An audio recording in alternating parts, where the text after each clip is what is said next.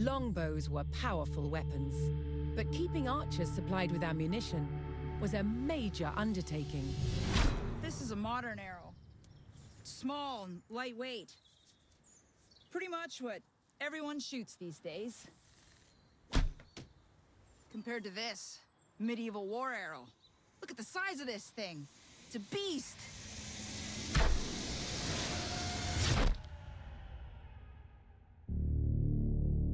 A medieval army might need more than 1 million war arrows on campaign, and each one had to be made by hand.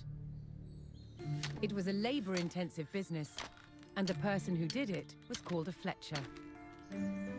First, a log is split into square staves. Then the fletcher uses a plane to start roughing out the shape.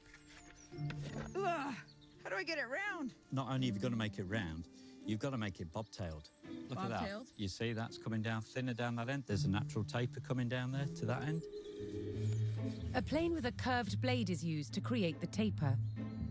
This makes the arrow aerodynamic. This is an incredibly painstaking process for one arrow. Most of them are just for one shot as well. Next, a slot is cut to receive a piece of horn. The horn reinforces the nock. That's the notch that fits the arrow to the bowstring. Without the horn insert, the power of a heavy warbow could split and shatter an arrow. Once the horn is in place, the nock is sawn and shaped. Then the fletcher has to attach the feathers to the shaft. Now what you've got to do is you've got to get rid of the stiffness of the quill. You're going to work it down so it's nice and thin. So this is dogfish skin?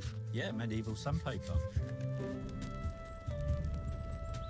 The feathers are glued in place and then secured with thread.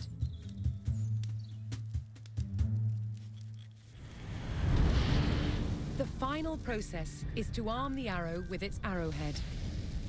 The person who makes these is called an arrowsmith.